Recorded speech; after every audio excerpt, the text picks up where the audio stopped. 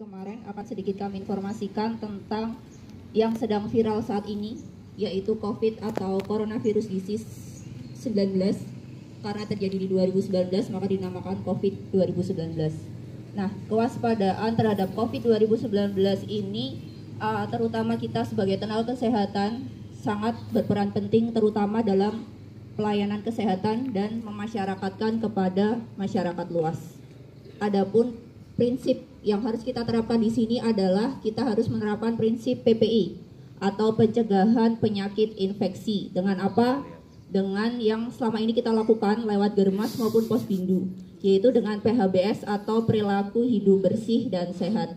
Nah, tak lupa untuk memasyarakatkan kepada masyarakat luas, kita sebaiknya juga mempunyai sedikit wawasan apa itu tentang COVID, apa itu bagaimana transmisinya, bagaimana faktor resikonya. Nah, itu yang harus kita sampaikan di sini.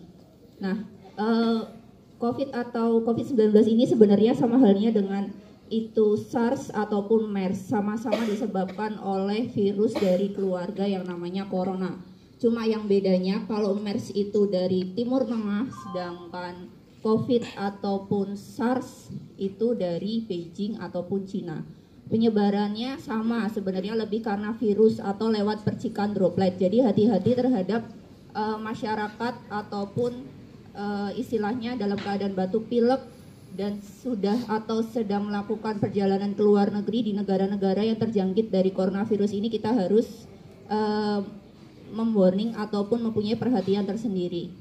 Nah, adapun dari gejalanya itu sama seperti ketika influenza, yaitu ada batuk, pilek, demam, terutama demamnya tinggi di sini, yaitu lebih dari 38 karena penyebabnya karena virus. Dan tak lupa kita harus menanyakan apakah ada riwayat perjalanan penyakit selama 14 hari sebelumnya.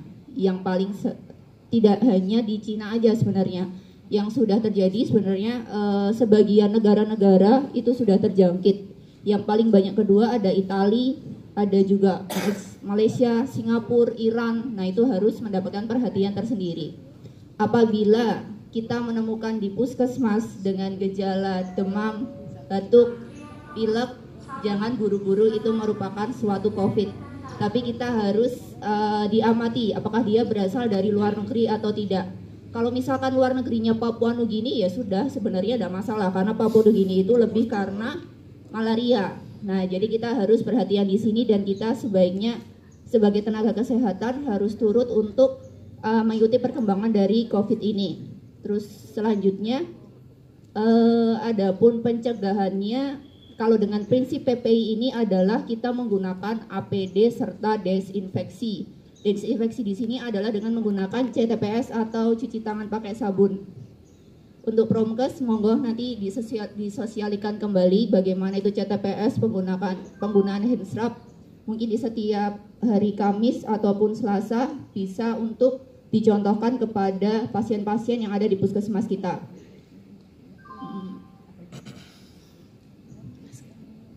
Untuk penggunaan masker sebenarnya tidak terlalu efektif ya, apalagi kita temukan di media televisi adanya penimbunan masker. Itu sebenarnya tidak akan terlalu efektif karena dengan menggunakan APD ini tetap harus kita selingi atau kita efektif dengan penggunaan desinfeksi, karena kalau tidak ya sama saja, itu penularan pasti akan tetap terjadi seperti itu. Nah, di akhir pembicaraan kali ini bahwa respon kewaspadaan kita sebagai tenaga kesehatan sangat dibutuhkan terutama dalam kegiatan promotif dan preventif. Jadi monggo sama-sama kita sampaikan bagaimana itu ancaman virus COVID ini terhadap perkembangan ataupun dihubungkan dengan perkembangan COVID